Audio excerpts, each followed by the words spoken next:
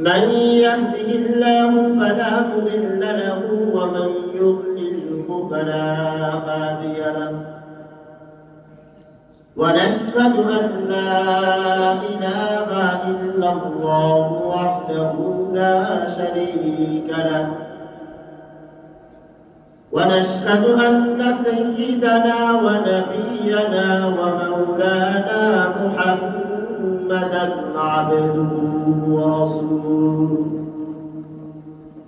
أما بعد فقد قال الله تبارك وتعالى في كلامه المجيد أعوذ بالله من الشيطان الرجيم بسم الله الرحمن الرحيم وإذا بشر أحدهم بالأنثى ظل وجهه مسودا وهو كظيم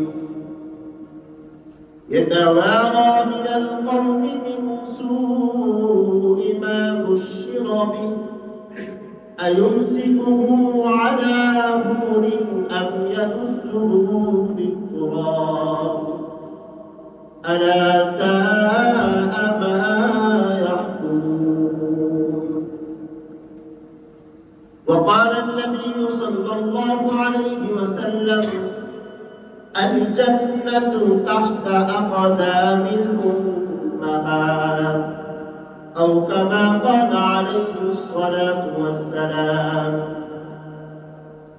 صدق الله العلي العظيم وصدق رسوله النبي الكريم ونحن على ذلك من الشاهدين والشاكرين والحمد لله رب العالمين الحمد لله আমরা সকলে আল্লাহ তাআলার শুকরিয়া আদায় করি। আল্লাহ রাব্বুল আলামিন আমাদেরকে তার ঘর মসজিদে আসার বসার তৌফিক দান করেছেন। এজন্য আমরা অন্তরের অন্তরস্থল থেকে কালিমাতুশ শুকরিয়া আদায় করি আলহামদুলিল্লাহ। সম্মানিত হাজির, আমরা সকলে জানি আজকে হলো এপ্রিল মাসের 26 তারিখ। জুলাই বিপ্লবের পর স্বৈরাচার সরকারের পতনের পর নভেম্বর মাসের 19 তারিখ 2024 বর্তমান অন্তর্বর্তীকালীন সরকার দেশের সংস্কারমূলক কাজ শুরু করেছে এবং সেই উদ্দেশ্যে 19 নভেম্বর নারী বিষয়ক সংস্কার বিষয়ে একটি টিম গঠন করেছিলেন। আর ওই টিমের মধ্যে নারী সংক্রান্ত যতগুলো বিষয় আছে সেগুলো সম্পর্কে তাদের দাবি, তাদের ইচ্ছা এবং তাদের সংস্কার কোন কোন বিষয়ে প্রয়োজন সরকার তাদের কাছে দাবি পেশ করেছিল। ওই নারী বিষয়ক সংস্কারের যে দায়িত্ব যারা পেয়েছিলেন তারা গত 19 তারিখ এপ্রিল মাসের 19 তারিখে তারা সরকারের কাছে প্রায় 15টা দাবি পেশ করেছে এবং ওই 15টা দাবির মধ্যে মৌলিক দাবির মধ্যে প্রায় 433 দাবি উত্থাপন করেছে। এখন আমাদের আজকের আলোচ্য বিষয় হলো যে নারী বিষয়ক যে সংস্কৃতির কথা বলা হয়েছে, সংস্কারের কথা বলা হয়েছে, তারা যে দাবিগুলো পেশ করেছে এই দাবিগুলোর মধ্যে আমরা কয়েকটা দাবি নিয়ে আজকে আলোচনা করব যা কোরআন এবং সুন্নাহর সম্পূর্ণ পরিপন্থী। কেন প্রয়োজন? যদি আজকে রাষ্ট্রীয়ভাবে নারীদের বিষয়ে এই সমস্ত নীতিমালাগুলো সরকার কর্তৃক বৈধ হয়ে যায়, তাহলে আগামীতে আমাদের এই প্রজন্ম, আমাদের নারীরা, আমাদের সমাজ এবং আগামী বিশ্ব একটা রাষ্ট্র সেকুলার রাষ্ট্রে পরিণত হবে, সেখানে নারীদের কোনো অধিকার থাকবে না। ইসলাম নারীদেরকে যে মর্যাদা দিয়েছে, ইসলাম নারীদেরকে যে মূল্যায়ন করেছে, পৃথিবীর কোন ধর্ম আজও পর্যন্ত, ইহুদি বলেন, খ্রিস্টান বলেন, কাফের বলেন, মূর্তি পূজারী বলেন, পৃথিবীর কোন ধর্ম, কোন তন্ত্র কোনদিন নারীদের সেই মর্যাদা দেওয়ার কথা চিন্তা করতে পারে না। ইসলামের আগের যুগের নারীদের অবস্থা কেমন ছিল, আর ইসলাম আসার পর নারীদেরকে কি মর্যাদা দিয়েছে? ইসলাম আসার আগে নারীদের অবস্থা কেমন ছিল? কোরআনে কারীমে আল্লাহ রাব্বুল আলামিন বলেন, ওয়া ইযা বুশিরা আহাদুহুম বিল উনসা, যখন কাফেরদের কাছে কোনো মেয়ে সন্তানের সুসংবাদ দেওয়া হতো, তাল্লা ওয়াজহুহু মুসওয়াদ্দান ওয়া হুয়া কাযীম, তখন তারা মর্মাহত হতো আর তাদের চেহারাটা কালো হয়ে যেত।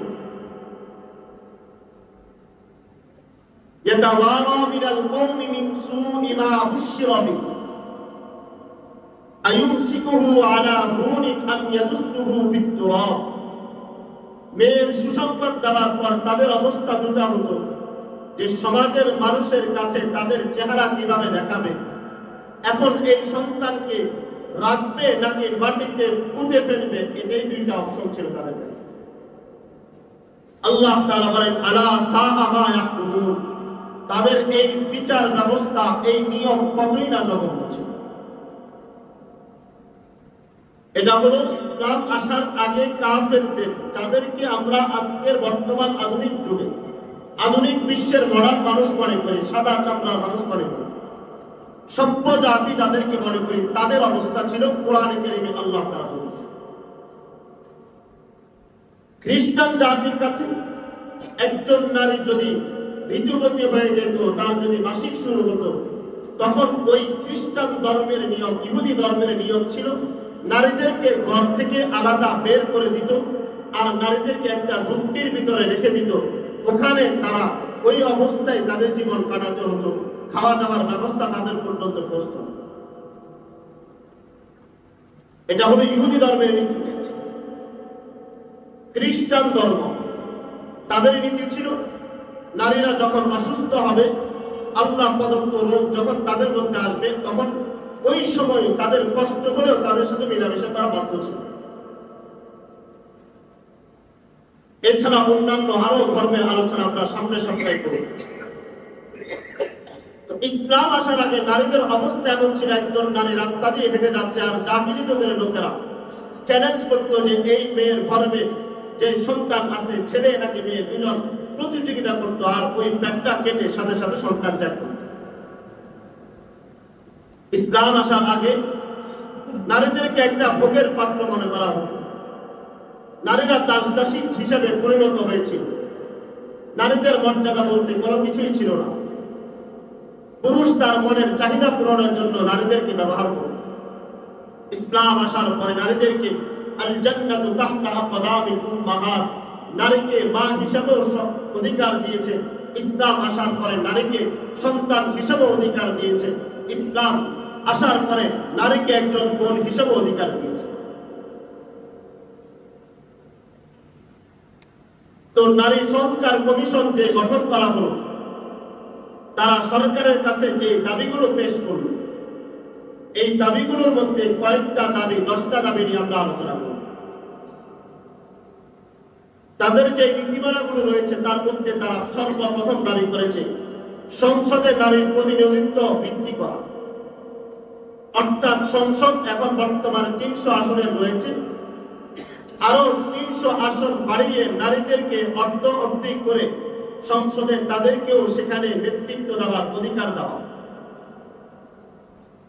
বাহ্যিক দৃষ্টিতে আপনারও মনে হতে পারে এটা অত্যন্ত ভালো কাজ, নারীদেরও দরকার আছে মাঠে আসা, তাদেরও দরকার আছে নেতৃত্ব দেওয়া।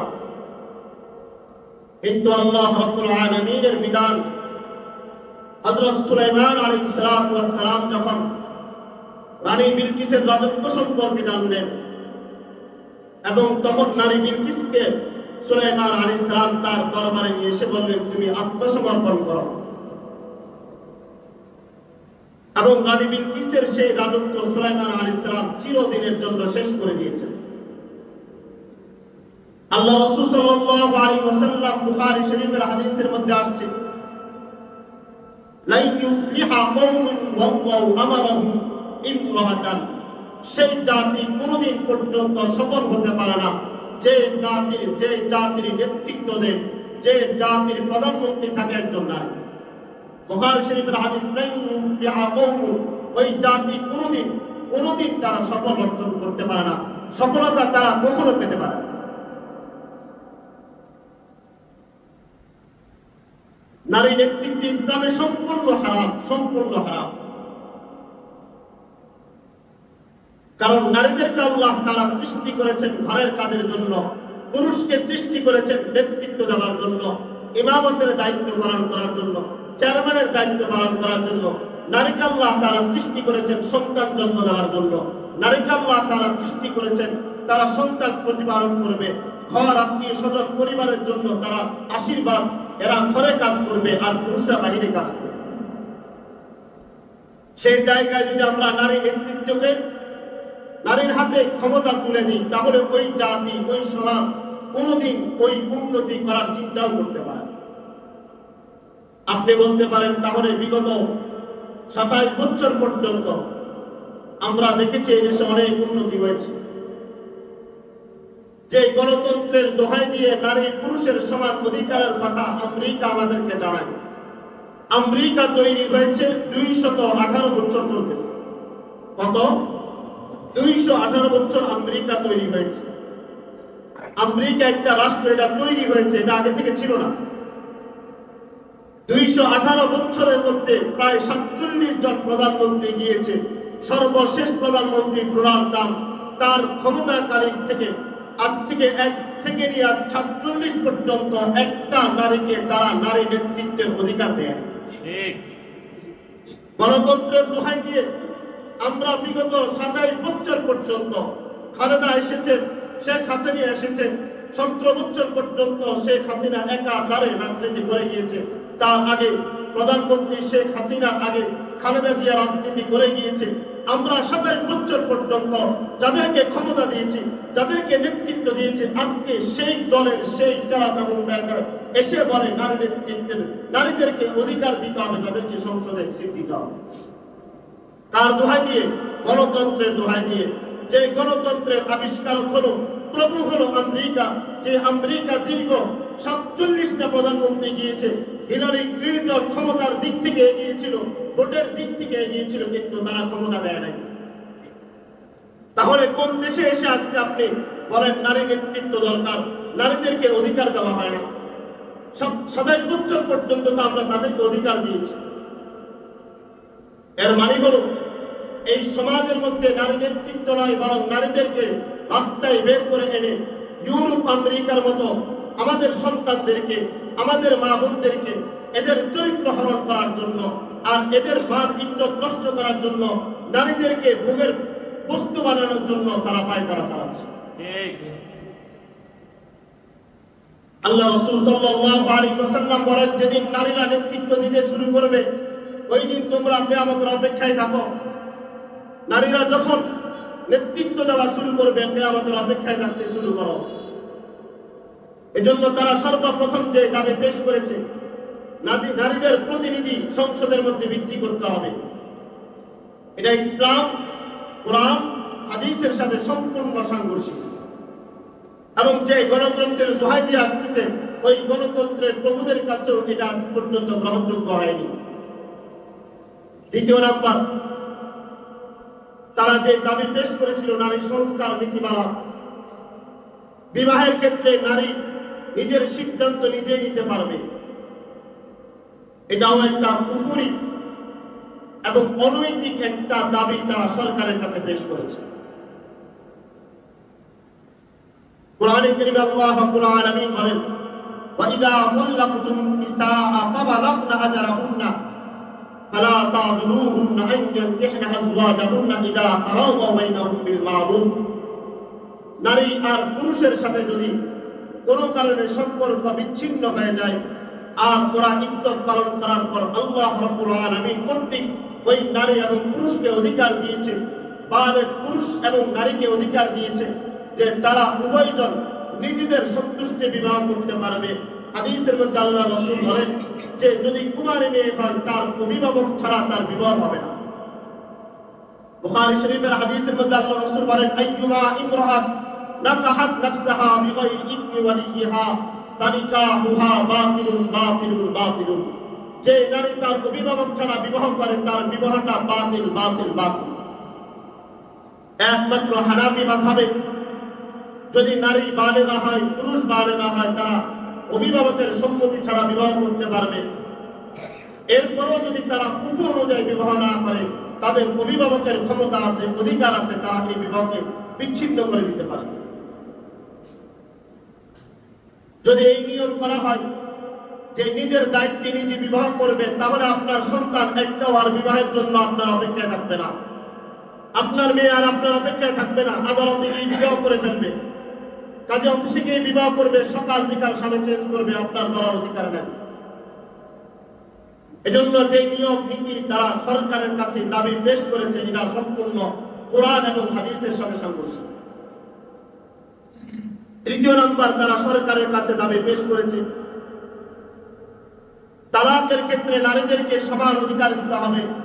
পুরুষদের এরকম 1 তালাক, 2 তালাক, 3 তালাক দিতে পারে, নারীরাও সেই একই ক্ষমতা অধিকারী রাখতে পারে, তারাও সেই একই ক্ষমতার অধিকারী, তারাও পুরুষের সাথে চাইলে তারাও তালাক দিতে পারে।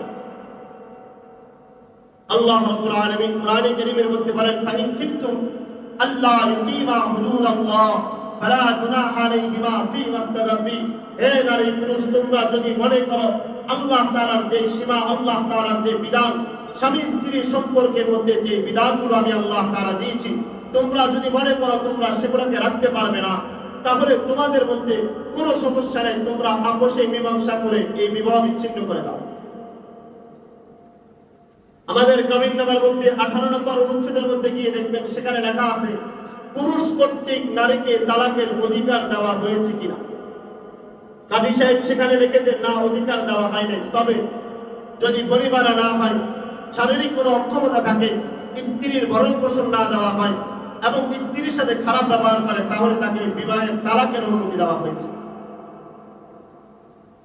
তাহলে আদালত কর্তৃক কাবিননামার মধ্যে 18 নম্বর অনুচ্ছেদের মধ্যে রাষ্ট্রীয়ভাবে নিয়ম করে দেওয়ার পরেও স্বামী যদি অক্ষম হয়, সে যদি স্ত্রীর অধিকার রক্ষা করতে না পারে, আদালত কর্তৃক নিয়ম অনুযায়ী তাকে তালাকের অধিকার দিয়ে দেওয়ার পরেও আবার স্ত্রী তালাক দেওয়ার ক্ষমতা কোথায় থেকে পায়। আর যদি আপনি মনে করেন এই নিয়ম করার কারণে আপনাদের সমস্যা কোথায়, তো 2 দিন পরে আপনার স্ত্রী আপনাকে তালাক ডিভোর্সনামা পাঠিয়ে দিবে, আপনার বলার অধিকারও থাকবে না। একটু কথা এদিক সেদিক হবে, সাথে সাথে আপনার স্ত্রী ডিভোর্সনামা পাঠিয়ে দিবে। কিন্তু আল্লাহ রাব্বুল আলামিন নারীদেরকে এই অধিকার দেন নাই যে নারীরা পুরুষদেরকে তালাক দিবে। নারী যদি তার মুখে 1000-12 তালাক বলে, তাহলে এই পুরুষগুলোকে তালাক হবে না।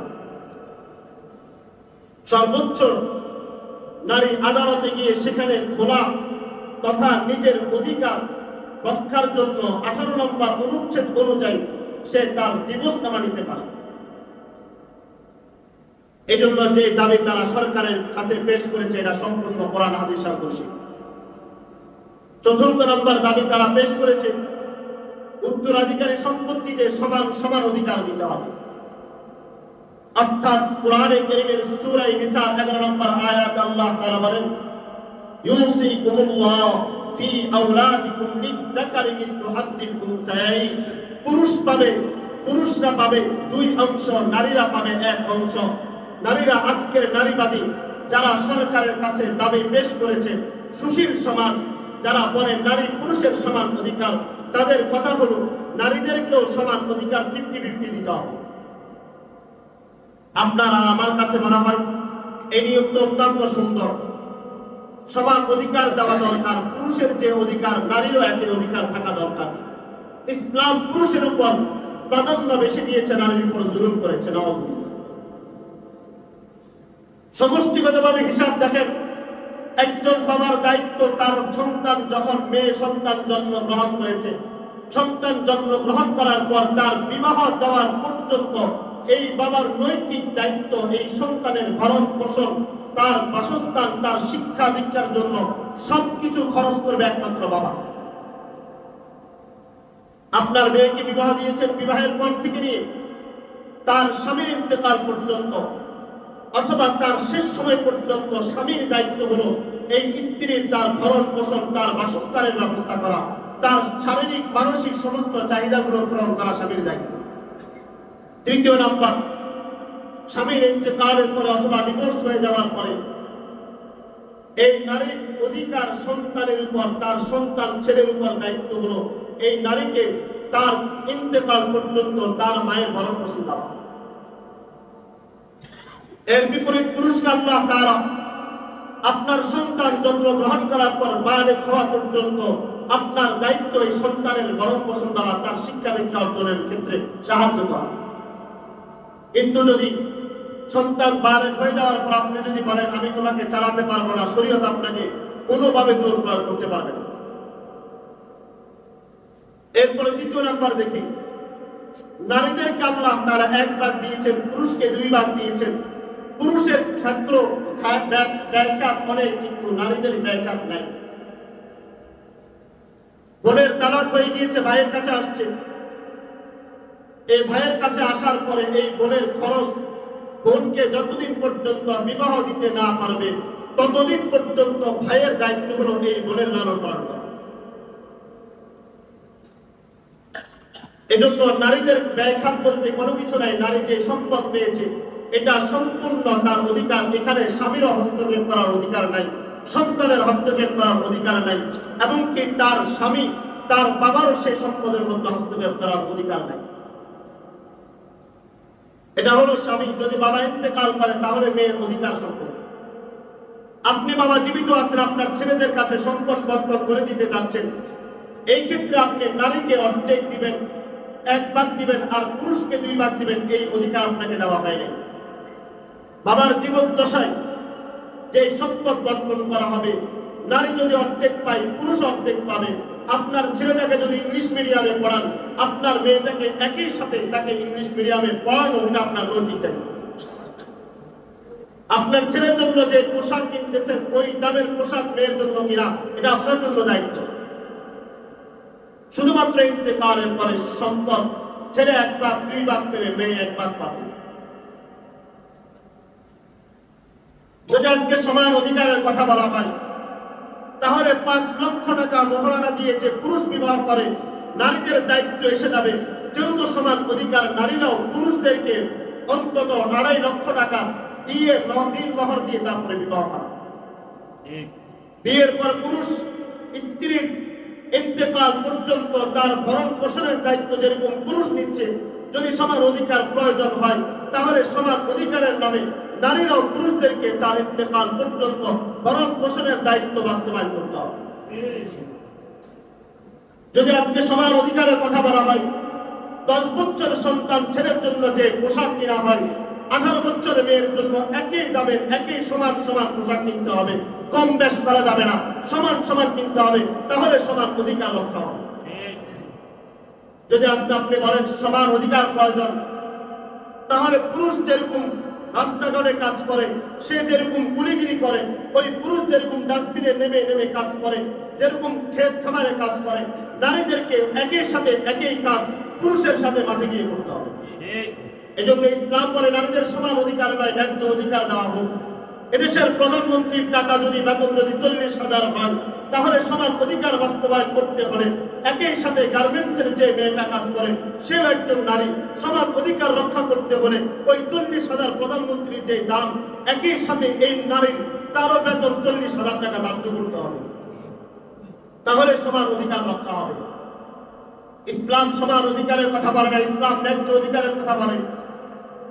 যার পরিশ্রম যতটুকু, তাকে সেই অনুযায়ী দায়িত্ব পালন করা, তাকে সেই অনুযায়ী ন্যায্য অধিকার দেওয়া, ইসলাম ন্যায্য অধিকারের কথা বলে।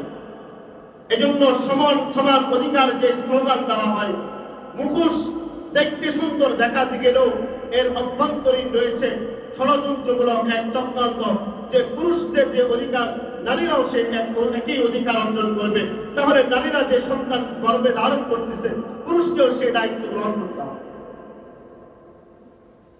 পুরুষ যেরকম রাস্তার পাশে দাঁড়িয়ে পেশাব করে, নারীরাও সে একই জায়গায় দাঁড়ায় পেশাব করতে হবে, কারণ সবার অধিকার। এজন্য নারীবাদী যারা আছে তারা স্লোগান দেয়, শাহবাগের মোড়ে দাঁড়াইয়া পড়ে যে নারী পুরুষের সমান অধিকার, আমার যেভাবে ইচ্ছা আমাদেরকে কোনোভাবে অধিকার থেকে বঞ্চিত করা যাবে না। আর পাশের মধ্যে হাতের মধ্যে বোতলটা রেখে পুরুষকে বলতেছে মুখটা খুলে দেওয়া। বুঝেন নাই? বোতল হাতে রেখেছে আর পুরুষকে বলতেছে খুলে দেওয়ার জন্য, কারণ তার শরীরের দুর্বলতার কারণে সেই বোতলে মুখটাও খুলতে পারে।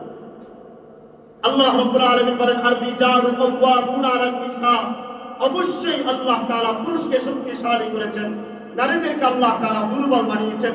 এজন্য নারীদেরকে আল্লাহ তাআলা তাদের অধিকার রক্ষা করার জন্য নারীদেরকে যে বিধান দেওয়া হয়েছে এটা ন্যায্য অধিকার দিয়েছে। এজন্য নারীবাদীরা সরকারের কাছে দাবি উত্থাপন করেছে যে সম্পত্তিতে নারী পুরুষের সমান অধিকার দিতে হবে। এটা একদম কোরআন হাদিসের বিরোধী। যদি এই আইন বাস্তবায়ন হয়ে যায়, যদি এই নিয়ম আমাদের দেশে বাস্তবায়ন হয়ে যায়, তাহলে কোরআন সুন্নাহর বিপরীত রাষ্ট্রীয়ভাবে একটা আইন যেটা কোরআন সুন্নাহর খেলাফ বাস্তবায়ন হবে। এই স্লোগান ছিল তাসলিমা নাসরিনের বেগম রোকাইয়া, আর তাদের উত্তরসূরিরা তাদের সন্তানের আজকে নারী অধিকার নামে সমান অধিকারের স্লোগান দিচ্ছে।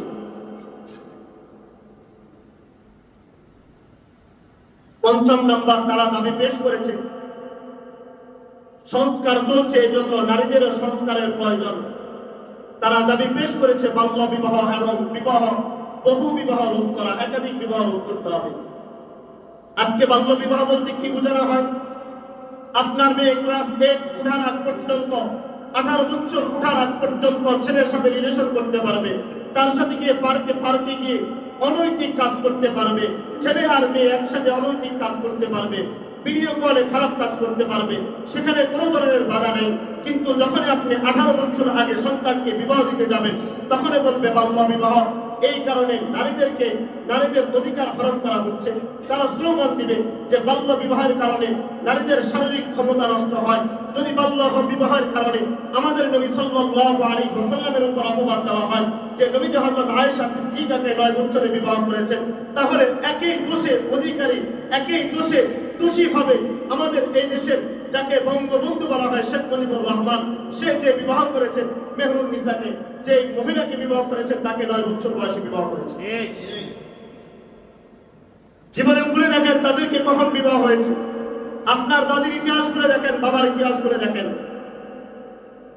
এদেশে হাজারো নারীর বিবাহ খুলে দেখেন, বিবাহ বার্ষিকীর ইতিহাসগুলো খুলে দেখেন, সেখানে দেওয়া আছে নারীরা 18, 19 বছর, 16 বছর, 15 বছর বিবাহ হয়েছে। আজকে আমাদেরকে বলা হয় বাল্য বিবাহ। অথচ এই জাতি এমন একটা জাতি ছিল জাহিলি যুগে যাদের কোনো সম্মান ছিল না। আল্লাহ রাব্বুল আলামিন বলেন, ফানকিহু মা তাবা লাকুম মিনান নিসাই মাসনা ওয়া সুলাসা ওয়া রুবা। যে পুরুষ অধিকার রক্ষা করতে পারবে সে একাধিক বিবাহ করতে পারবে, কারণ পুরুষের তুলনায় নারী 3 গুণ। যদি একজন পুরুষ একজনকে বিবাহ করে, তাহলে আরো 2 গুণ মহিলারা তারা অবিবাহিত থেকে যায়। তাদের দায়িত্ব নেওয়ার মতো এই সমাজে আর কোনো মানুষ খুঁজে পাওয়া যাবে। এজন্য একাধিক বিবাহ বন্ধ করতে হবে। এটা জাহিলি যুগের স্লোগান এবং এটা আমেরিকার স্লোগান। তারা পারিবারিক বন্ধনগুলোকে নষ্ট করে দিতে চায়। আজকে ক্লাস 5 এর মেয়ে, 6 এর মেয়েরাও, ক্লাস 6, 7 এর ছেলেরাও আজকে রিলেশন করতে পারে, কিন্তু বিবাহ দিতে গেলে তখন বাল্য বিবাহ নামে আমাদের দেশে আইন করা হয় এবং সেখানে ওই পুলিশ এসে তাদেরকে গ্রেফতার করে পর্যন্ত নিয়ে যায়। ইসলাম বলে নাই বাল্য বিবাহ করার জন্য, পরিণত বয়সী বিবাহ করার জন্য বলা হয়েছে।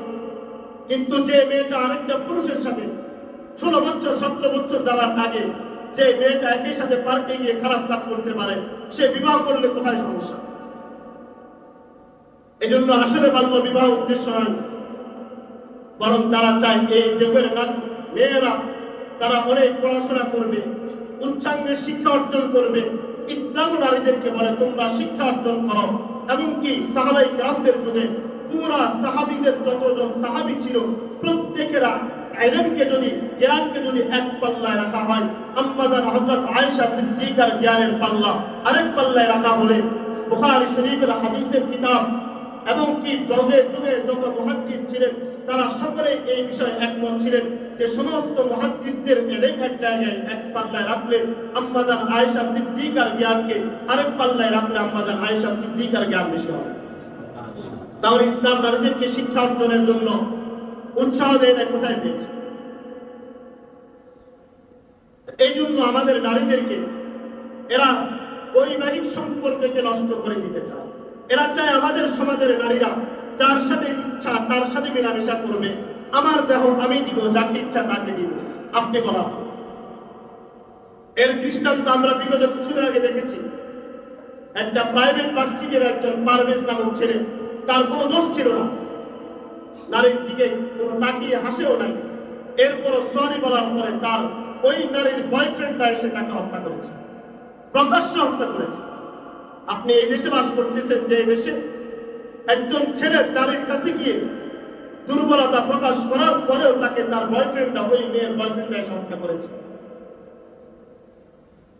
এই জন্য বাল্য বিবাহ যদি একাধিক বিবাহ আইন যদি এই সমাজের মধ্যে করা হয়, তাহলে এই সমাজের মধ্যে নারীদের যে অধিকার বলা হচ্ছে আসলে এই নারীদের আর অধিকার বাস্তবায়ন হবে না। তারা সরকারের কাছে 6 নম্বর যে দাবি পেশ করেছে, সমাজের মধ্যে আমাদের যুগের যে মা বোনেরা ছিল, এর আগের যে দাদি চাচিরা ছিল, এদের যুগের নিয়ম ছিল মেয়েরা যদি, আমাদের সন্তানেরা, মেয়ে সন্তানেরা যদি বালেগা হয়, তারা যদি উপনীত বয়সে উঠে, তখন তাদের যে মাসিক অসুস্থতা, ঋতুস্রাব হয়, তখন মা চাচিরা তাদেরকে শিখিয়ে দেয় কিভাবে চলতে হবে, কিভাবে চলতে হবে, কোন কোন কাজ থেকে বিরত থাকতে হবে। কিন্তু আমাদের নারীবাদীরা এটা সমাজের মধ্যে চায় যে মাসিক সম্পর্কে ভ্রান্ত ধারণা ও নেতিবাচক ভ্রান্ত ধারণা দূর করতে হবে, তথা একজন মেয়ে তার ভাইকে বলতে পারবে যে আমার এখন মাসিক চলতেছে, সে তার আমাদের ক্লাসের ভিতরে সেক্স এডুকেশন চলবে, সেখানে কারো বলার অধিকার নাই। ক্লাস 6 এর মেয়েদের কাছে সেখানে টিচার আসে মেয়েদেরকে সেক্স সম্পর্কে শিক্ষা দিবে যে এই সম্পর্কে এটা পিরিয়ড হলে এই কাজ করতে হয়। কেন? যুগ যুগ ধরে যে আমার মা বাবা শিখে আসে নাই, আমার স্ত্রী শিখে আসে নাই, আমার দাদিরা শিখে আসে নাই, আমাদের পরদাদিরা শিখে আসে নাই, তারা যে কোনো জায়গায় বইয়ের পাতায় পাতায় শিখে নাই, তারা কি এই অসুস্থতার মোকাবেলা করে আসে নাই? অর্থাৎ আপনার সন্তানের মগজের ভিতরে সেক্স জিনিসটাকে একদম নরমাল ভাবে উপস্থাপন করবে, যে কোনো ভাবে একটা মেয়ে একটা ছেলে বেহায়া নির্লজ্জের মতো যেখানে ইচ্ছা তারা এই সেক্স সম্পর্কে কথাবার্তা বলবে। কিছুদিন আগে আমরা জেনেছি আমাদের এয়ারপোর্টের পাশে বঙ্গবন্ধু শেখ মুজিবুর রহমান কলেজ একটা রয়েছে, ওখানে ক্লাস 6-7 এর মেয়েদেরকে একদম ওপেনলি টিচার ঘন্টা করাচ্ছে, ক্লাস করাচ্ছে এবং তাদেরকে শিখিয়ে দিচ্ছে। তারাও বলতেছে যে আমরা এটাকে একটা সময় খুব গোপন কিছু মনে করতাম, ঘৃণার কিছু মনে করতাম, এখন এটা আমাদের কাছে নরমাল। যে ক্লাসে শিক্ষা দেওয়া হচ্ছে সেখানে হাজার হাজার ছেলে স্টুডেন্ট রয়েছে। এজন্য তারা পত্র পত্রিকার মধ্যে, বিজ্ঞাপনের মধ্যে তারা এই স্লোগান তুলে দিয়েছে যে তোমার অসুস্থতা তোমার ভাইকে বলো আমার জন্য পেন নিয়ে আসো। কেন আমাদের মায়েরা নাই? আমাদের মায়েদের কাছে বললে তারা বাবাদের কাছে বললে নিয়ে আসবে না? অর্থাৎ ফ্রি সেক্স আমাদের সমাজের মধ্যে বাস্তবায়ন করার জন্য এই সমস্ত নারীবাদীরা তারা সরকারের কাছে দাবি উত্থাপন করেছে। এবং এরা কোন নারী? যারা বিগত সরকারের, স্বৈরাচার সরকারের যারা চাটুকার ছিল, এরা ওই সমস্ত নারী, তাদের কাছে ইসলামের কোনো কিছু নাই, এত বড় টিপ একটা কোপারে লাগাবে, এরপর পোশাকের মধ্যে যেভাবে ইচ্ছা পোশাক পরে আসবে, ছেলে মেয়ে হয়ে, মেয়ে ছেলে হয়ে, এরপর মাঠে এসে বলবে যে আমার দেহ আমার ইচ্ছা, যাকে ইচ্ছা তাকে দিব, পোশাক আমার স্বাধীনতা, আমার ছেলেকে আমি যেখানে ইচ্ছা সেখানে পড়াবো। ইসলাম কেন না করাতা? কোরআনে কারীমে আল্লাহ তাআলা বলেন ইয়াসআলুনাকা আনিল মাহিদ, হে নবী তারা আপনাকে হায় সম্পর্কে জিজ্ঞাসা করে, মাসিক সম্পর্কে জিজ্ঞাসা করে। আপনি বলে দেন কুল হুয়া আদা, এটা একটা নারীদের দুর্বলতা, এটা তাদের অসুস্থতা। ফাতাজিরুন নিসাআ ফিল মাহিদ, তোমরা এই অসুস্থতার সময়কারের স্ত্রীদের কাছে যেও না। ওয়ালা তাকরাবুহুন্না হাত্তা ইয়াতুন, তারা পবিত্রতা অর্জন করা পর্যন্ত তোমরা তাদের কাছে যেও না। ইসলাম শিখিয়ে দিচ্ছে নারীদের অসুস্থতার সময় নারীর পাশে না যেতে, নারীর কাছে শোয়ার পরে তার সাথে একই সাথে থাকার অধিকার দিয়েছে, মেলামেশার অধিকার ইসলাম দেয় নাই। ইসলাম নারীদেরকে সঠিক মর্যাদা দিয়েছে। অথচ খ্রিস্টান ধর্মের নিয়ম ছিল নারী অসুস্থ হলে তাকে ঘর থেকে বের করে দেওয়া হতো। ইহুদি ধর্মের নিয়ম ছিল নারীদেরকে ঘর থেকে বের করে দেওয়া হতো। খ্রিস্টান ধর্মের নিয়ম ছিল নারী অসুস্থ হওয়ার পরেও পুরুষের মনোরঞ্জন পূরণ করা দায়িত্ব ছিল। ইসলাম বলে না, অসুস্থ হয়েছে তাকে নিজের কাছে রাখো, কিন্তু ঘর থেকে বের হওয়ার দরকার নাই, বিছানা আলাপ করার দরকার নাই, বরং তুমি তার সাথে যে মনের চাহিদা সেটা পূর্ণ করা থেকে বিরত। আজকে যদি এই দাবি পেশ করা হয় আর এই দাবি যদি বাস্তবায়ন করা হয় যে সমাজের মধ্যে মাসিককে একদম নেতিবাচক বিষয় নিয়ে আসা হোক, তাহলে আপনার স্ত্রী আপনাকে যদি বলে এবং আপনারও দায়িত্ব, তখন স্ত্রী যখন বলছে অসুস্থ থাকাকালীন, তখন আপনি তার সাথে একটা হারাম কাজ করতে পারতেন। অথচ রাসূল সাল্লাল্লাহু আলাইহি ওয়াসাল্লাম বলেন নারীদের উন্না লিবাসুল লাকুম ওয়া আনতুম লিবাসুল লাহুম, নারীরা তোমাদের পোশাক স্বরূপ, তোমরা তাদের সাথে যেভাবে ইচ্ছা সেভাবে যেতে পারবে। একমাত্র দুই সময় তাদের পিছনের রাস্তা দিয়ে যেতে পারবে না। দ্বিতীয় নম্বর, তাদের হাইজের সময় তোমরা তাদের সাথে মেলামেশা করতে পারবে। এজন্য নারীবাদীরা যে স্লোগান দিয়ে থাকে, এটা ইসলাম এবং কোরআন ও হাদিসের সাথে সম্পূর্ণ সাংঘর্ষিক। 7 নম্বর, তারা অধিকার নারী সংস্কারের নামে যে নীতিমালাগুলো সরকারের কাছে দিয়েছে। 7 নম্বর হলো স্বামীর মৃত্যুর পরে বা তালাকের পরে ইদ্দতের, স্ত্রীর যে ইদ্দত, এই নিপীড়ন বন্ধ করতে হবে। ইসলাম বলা হয় কোন স্বামী যদি ইন্তেকাল করে স্ত্রীর জন্য, অথবা স্বামী স্ত্রীকে তালাক দিয়ে ফেলেছে, এই পরে স্ত্রীর জন্য 4 মাস 10 দিন ইদ্দত পালন করতে হবে।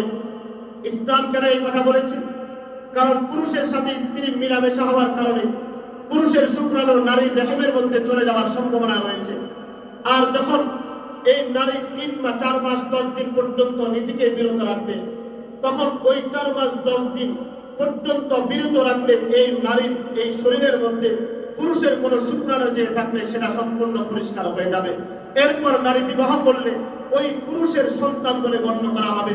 কিন্তু যদি ইদ্দত পালন না করে, আজকে সে তার স্বামী তালাক দিয়েছে, গতকাল স্বামীর সাথে মেলামেশা করেছে, আজকে তালাক দিয়েছে, পরের দিন এই নারী আরেকটা পুরুষের সাথে গিয়ে মেলামেশা করেছে, এর ফলে যে সমস্যা সৃষ্টি হবে, সমস্যা হলো এই পুরুষের নারীর ক্ষেত্রে যে সন্তান গর্ভে আসবে, এই সন্তানটা 2 পুরুষের সমন্বয় হবে। এজন্য ইসলাম বলে ইদ্দত পালন করার জন্য।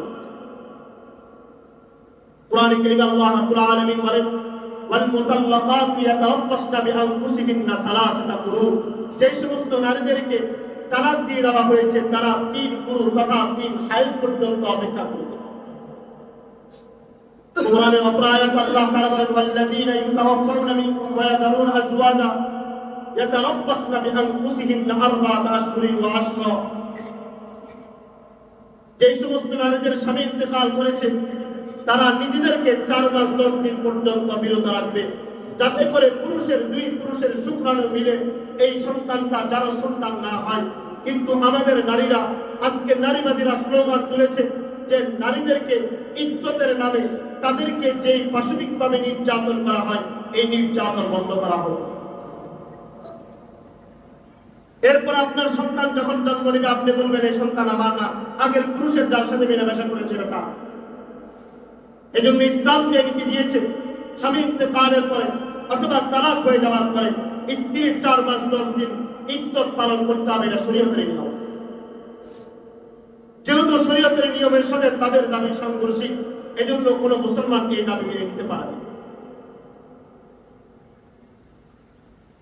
8 নম্বর, যে দাবি তারা উপস্থাপন করেছে এটার মতো জঘন্য দাবি আমাদের এই দেশে কখনোই হতে পারে না।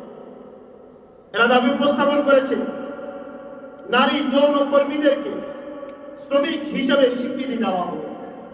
যে সমস্ত নারীরা বেশ্যার কাজ করে, যারা পতিতালয় কাজ করে, এই সমস্ত নারীদেরকে একটা শ্রমিক তথা সে এখানে শ্রম ব্যয় করতেছে, তার শরীর বিক্রি করতেছে, তাকে একজন শ্রমিক হিসাবে রাষ্ট্রীয়ভাবে স্বীকৃতি দেওয়া হবে। কি জঘন্য কথা! একটা হলো জেনা, একটা হলো ব্যভিচার, আরেকটা হলো বেশ্যা নারী, আরেকটা হলো সে পতিতালয় কাজ করে। আর একে শ্রমিকের স্বীকৃতি দেওয়ার জন্য রাষ্ট্রের অন্তর্বর্তীকালীন সরকারের কাছে দাবি পেশ করতেছে যে সর্ব জায়গায় বৈষম্য হচ্ছে, এই জন্য বৈষম্য দূর করে এই সমস্ত পতিতালয়ের নারীদেরকে, বেশ্যা নারীদেরকে একজন শ্রমিক হিসাবে স্বীকৃতি দেওয়ার জন্য দাবি পেশ করেছে। আপনি চিন্তা করেন, দুদিন পর আপনার মেয়ে ঘর থেকে বের হয়ে যাবে, ভার্সিটিতে যাবে বলে আপনার থেকে ঘরে বের হয়ে যাবে, এরপর বিভিন্ন পতিতালয়, বিভিন্ন হসপিটাল, বিভিন্ন রেস্টুরেন্টে গিয়ে, আবাসিক হোটেলগুলোতে গিয়ে খারাপ কাজ করবে, আপনার বলার অধিকার নাই। কোন মুখে আপনি অধিকার প্রয়োগ করবেন? সে বলবে আমাকে রাষ্ট্র অনুমতি দিয়েছে, আমাকে স্বীকৃতি দেওয়া হয়েছে। আপনি তাকে তখন বেশ্যা বলতে পারবেন না, তাকে একজন শ্রমিক বলতে হবে। কুরআনে কারীম আল্লাহ রাব্বুল আলামিন বলেন, ওয়ালা তাকরাবুজ জিনা ইন্নাহু কানা ফাহিশা, তোমরা জিনা তো করবে না, জিনার নিকটবর্তীও যেতে পারবে না। ইন্নাহু কানা ফাহিশা, এটা অত্যন্ত অশ্লীল কাজ। এই অশ্লীল কাজকে আজকে রাষ্ট্রীয়ভাবে স্বীকৃতি দেওয়ার জন্য নারীবাদীরা স্লোগান তুলেছে যে নারীরাও, তারাও একটা শ্রমিক, তারাও শ্রম ব্যয় করে। আজকে বৈধভাবে বাংলাদেশে কোনো পতিতালয় নাই, অবৈধভাবে হাজার হাজার পতিতালয় গড়ে উঠেছে। এমনকি ঢাকা শহরের অনেক আবাসিক হোটেলগুলো পতিতালয়ের আড্ডাখানা হয়ে উঠে গিয়েছে। আমাদের ভার্সিটির মেয়েরা, তারা দিনের বেলায় ভার্সিটির নাম দিয়ে তারা গিয়ে পতিতালয়ে কাজ করে। আর যদি তাদেরকে রাষ্ট্রীয়ভাবে ঘোষণা করা হয় যে এরা একজন শ্রমিক, তাহলে আগামীতে আপনার সন্তান, আমার সন্তান, আমাদের সন্তানেরা, আমাদের মায়েরা, আমাদের স্ত্রীরা ওরা পতিতালয়ে গিয়ে কাজ করবে। তখন আর স্বামীর ঘর করবে না, স্বামীর সংসার করবে না। তখন আমাদের সামাজিক যে বন্ধন, পারিবারিক যে বন্ধন, এই বন্ধনগুলো আর চিরদিনের জন্য শেষ হয়ে যাবে। এটা ইউরোপিয়ানদের কালচার। তাদের কথা হলো নারীরা কাজ করবে, নারীরা শ্রম ব্যয় করবে, নারীরা পুরুষের সাথে ব্যবসা বাণিজ্য করবে। ইসলামও নারীদেরকে ব্যবসা বাণিজ্য করতে নিষেধ করে নাই, কিন্তু এই যে ব্যবসা বাণিজ্য, এর মাধ্যমে এই সমাজের চরিত্র ছেলেরা একটা ছেলেকেও চরিত্র বানাতে পারে। আপনি বিবাহ করবেন কিভাবে? কারণ অধিকাংশ নারী তো তখন জেনায় কাজে লিপ্ত হয়ে যাওয়ার কারণে তার সতীত্ব নষ্ট হয়ে গেছে। 9 নম্বর দাবি তারা পেশ করেছে, নারীর অধিকার ও ট্রান্সজেন্ডার সমতা নিশ্চিত করতে হবে। অর্থাৎ নারীদেরকে, যারা ট্রান্সজেন্ডার, সমকামিতা করে, যারা লেসবিয়ান, পুরুষে খারাপ কাজ করে, নারীরা খারাপ কাজ করে, এবং যারা নিজেকে মনে মনে ভাবে আমি একটা মেয়ে হয়ে আমি একটা পুরুষ, অথবা আমি পুরুষ হয়ে একটা মেয়ে, অর্থাৎ মনে মনে তার মনে হচ্ছে আমি একটা মেয়ে বা সে মেয়ে, এটাকে ট্রান্সজেন্ডার।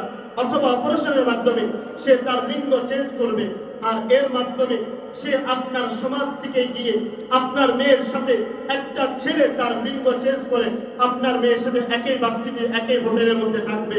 এই সমান অধিকার নারীদেরকে দিতে হবে। ট্রান্সজেন্ডার আমাদের সমাজে বাস্তবায়ন করতে হবে। অথচ কুরআনে কারীমে আল্লাহ তাআলা বলেন, ওয়ালা উদিল্লান্নাহুম ওয়ালা উমান্নিয়ান্নাহুম ওয়ালা আমুরান্নাহুম ফালা ইউবাত্তিকুন্না আযানাল আনআম ওয়ালা ইউগাইয়িরুন্না খালকাল্লাহ। শয়তান বলতেছে অবশ্যই আমি মানুষের মধ্যে বিকৃত চিন্তা ভাবনা তৈরি করে দিব, মানুষের সৃষ্টির মধ্যে আমি পরিবর্তন করে দিব। আল্লাহ তাআলা বলেন, ওয়াবাইয়িকুনিশ শাইতান ফাকাদ খাসরা খুসরানান মুবিনা, যে এই শয়তানের চক্রান্তে পা দিবে সে চিরদিনের জন্য ক্ষতিগ্রস্ত হয়ে যাবে। তাহলে সমাজের মধ্যে 2 দিন পরে একটা ছেলে এসে বলবে আমি মেয়ে, শাড়ি পরবে, আর এসে বলবে আমি মেয়ে, আপনার বলার অধিকার নাই। আপনার ভার্সিটিতে একসাথে আপনার মেয়ের সাথে থাকবে, আপনার বলার অধিকার নাই। আপনার ছেলেরা 2 দিন পরে এসে বলবে যে বাবা আমি অমুক পুরুষের প্রতি আসক্ত, আমাকে তার সাথে বিবাহ করাই দেন। অথবা আপনার মেয়ে বলবে আমার বান্ধবীর সাথে আমার শারীরিক সম্পর্ক হয়, আমি বিবাহ বন্ধনে যেতে রাজি না, আমার বান্ধবীর সাথে আমার বিবাহ করাই দেওয়া হোক। এই নীতি যদি আমাদের এই সমাজের মধ্যে বাস্তবায়ন হয়, তাহলে কওমে লূতকে আল্লাহ তাআলা যেভাবে ধ্বংস করেছেন, আল্লাহ তাআলা পুরা জমিনকে উল্টায় দিয়েছিলেন। কারণ তারা সমকামিতা করত, তারা লেসবিয়ানে লিপ্ত ছিল। আল্লাহ তাআলা এখনো আছেন। এই পুরা রাষ্ট্র, এই পুরা বিশ্বকে আল্লাহ তাআলা ধ্বংস করে দিবেন। ইবনে মাজাহ শরীফের হাদিসের মধ্যে রাসূল বলেন, মান ওয়াজাদতুমুহু ইয়ামালু আমালা কওমা লূতিন ফাকতুলুল ফাইলা ওয়াল মাফউল। যাদেরকে তোমরা তোমাদের সমাজে যাদেরকে সমকামিতা করতে দেখো, কওমে লূতের মতো জঘন্যতম কাজ করতে দেখো, যারা করতেছে, যাদের কাছে করতেছে, একসাথে তাদেরকে হত্যা করে দাও। আজকে যদি এই সমাজের মধ্যে এই নীতি তৈরি হয়ে যায়, তো আপনার 2 দিন পর আপনার মেয়ে আর আপনার ছেলে, তখন সে বন্ধুকে ঘরে নিয়ে এসে খারাপ কাজ করবে, বলার অধিকার থাকবে না। যে ইউরোপিয়ান আমাদেরকে শিখিয়েছে আজকে জাপানে সন্তান জন্ম দিতে পারলে তাকে রাষ্ট্রীয়ভাবে পুরস্কার দেওয়া হয়, কারণ তারা বুঝে গেছে পারিবারিক বন্ধন নষ্ট করার কারণে আজকে তাদের সেখানে সন্তান জন্ম দেওয়ার মতো নারীরা নাই। সর্বশেষ তারা সরকারের কাছে দাবি উত্থাপন করেছে যে সংসদের মধ্যে, যেহেতু এটা একটা এই রাষ্ট্রটা যেহেতু একটা সেকুলার রাষ্ট্র, এটা যেহেতু একটা গণতান্ত্রিক রাষ্ট্র, এই জন্য ইহুদাভিত্তিক সত্য যেহেতু কোনো ধর্মীয় বিধান অনুসরণ করা, সংবিধান অর্থাৎ ধর্মীয় কোনো বিধানের মাধ্যমে সংবিধান শুরু করা, সংসদ শুরু করা, এটা বন্ধ করে দেওয়া হোক, তথা সংসদের মধ্যে আল্লাহ তাআলার নাম, আল্লাহ রসুলের নাম, আল্লাহ তাআলার প্রতি বিশ্বাস, এই ধরনের কোনো নীতি এই সংবিধানের মধ্যে থাকবে না। বৈষম্য দূর করতে হবে। খ্রিস্টানরা এখানে আছে, ইহুদিরা আছে, বিভিন্ন ধর্মাবলম্বীরা আছে। এজন্য এই সংসদ শুরু করার সময় ধর্মীয় কোনো রীতিনীতির অনুসরণ করতে হবে না, কোনো নীতি করা যাবে না। অথচ যে আমেরিকা আর যে ইউরোপের আজকে দৃষ্টান্ত নিয়ে আসে, তাদেরকে প্রভু মেনে আজকে আমরা এখানে এসে আমাদের এই দেশের মধ্যে সংবিধান থেকে বিসমিল্লাহ তুলে দিতে চাই। ওই দেশের মধ্যে গিয়ে দেখেন যে ডোনাল্ড ট্রাম্প খ্রিস্টানদের পক্ষে কিভাবে লড়াই করতেছে, অথচ তারা ধর্মনিরপেক্ষ রাষ্ট্রের কথা বলে, অথচ তারা নিজেরাও ধর্ম থেকে এক পাও তারা পিছপা হয় না। কেন আজকে তারা খ্রিস্টান হওয়ার পরে ইহুদিদেরকে সাহায্য করতেছে? আপনি কি মনে করেন তারা ধর্মনিরপেক্ষ? তারা ধর্মের কারণে একে অপরকে সাহায্য করছে। আল্লাহ রাব্বুল আলামিন বলতেছেন, ওয়া মান ইয়াবতাগি গায়রাল ইসলামি দীনা, যে ইসলাম ছাড়া অন্য কোনো ধর্ম গ্রহণ করবে সেটা কবুল হতে পারে না। এদেশে 90% মুসলমান, এদেশের মানুষ এদেশের স্বাধীনতা অর্জন করেছে, এদেশের জন্য রক্ত দিয়েছে। কোন সুশীল এই দেশের জন্য রক্ত দেয় নাই, কোন ধরনের নারীবাদীরা এই দেশের জন্য রক্ত দেয় নাই। এদেশের জন্য তাওহীদি জনতা তারা রক্ত দিয়েছে। স্বাধীনতার যুদ্ধ যখন হয়েছিল তখন হাজারো টুপি পরিহিত মানুষেরা, হাজারো মা বোনেরা দর্শিতা হয়েছিল, হাজারো নারীরা সেখানে রক্ত দিয়েছিল। এবং জুলাই বিপ্লবের সময় যারা দেশের জন্য রক্ত দিয়েছে সেখানে কোনো নাস্তিক ছিল না, কোনো বেদুইন ছিল না, কোনো ধরনের নারীবাদীরা ছিল না।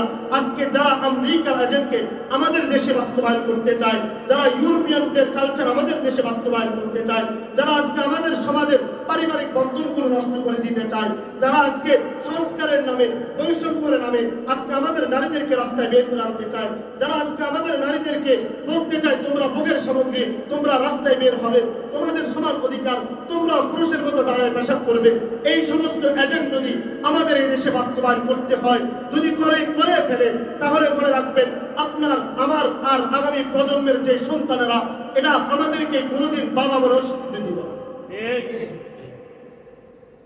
এই জন্য ইউরোপিয়ান অন্তর্বর্তীকালীন সরকার যদি ইসলাম বিরোধী কোন নীতি আদর্শ আমাদের এই দেশে বাস্তবায়ন করতে চায়, মুসলমানের দায়িত্ব হলো এবং প্রত্যেকটা মুমিনের দায়িত্ব হলো, ইমানদারের দায়িত্ব হলো, নারীদের দায়িত্ব হলো, পুরুষদের দায়িত্ব হলো, এই সমান অধিকারের নামে যে নীতি তৈরি করা হয়েছে এটা যদি বাস্তবায়ন করা হয়, এটা বাস্তবায়ন করার জন্য যদি চেষ্টা করে, তাহলে জুলাই বিপ্লবের মাধ্যমে যে একজন স্বৈরাচারকে আমরা পতন ঘটিয়েছি, এই অন্তর্বর্তীকালীন সরকারকেও পতন ঘটাতে আমাদের 2 মিনিট লাগবে। এই দেশ মুসলমানের দেশ, এই দেশের মধ্যে 90% মুসলমান বসবাস করে। এই দেশের মধ্যে আমাদের সামাজিক প্রথা, সামাজিক নীতি আদর্শ এই দেশে বহু বছর থেকে চলে আসছে। এদেশে পুরুষদেরকে যে অধিকার দেওয়া হয়েছে, ন্যায্য অধিকার দেওয়া হয়েছে, এদেশে নারীদেরকে যে তালাকের অধিকার দেওয়া হয়েছে, ন্যায্য অধিকার দেওয়া হয়েছে, এদেশে পুরুষদেরকে যে সংবিধানে বিসমিল্লাহর নামে শুরু করবে, এটা ন্যায্য অধিকার ছিল। আজকে সমান অধিকারের নামে, বৈষম্য দূরের নামে যে সমস্ত নারীবাদীরা, যে সমস্ত পুরুষেরা, যে সমস্ত আমেরিকার এজেন্টরা, রয়ের এজেন্টরা যারা এই দেশে তাদের এজেন্ট বাস্তবায়ন করতে চায়, তাদেরকেও আমরা জানিয়ে দিতে চাই, মুসলমানের রক্ত থাকবে, কিন্তু মুসলমান কোনোদিন এই সমস্ত নীতি আদর্শ এই দেশে বাস্তবায়ন করতে দিবে না, ইনশাআল্লাহ।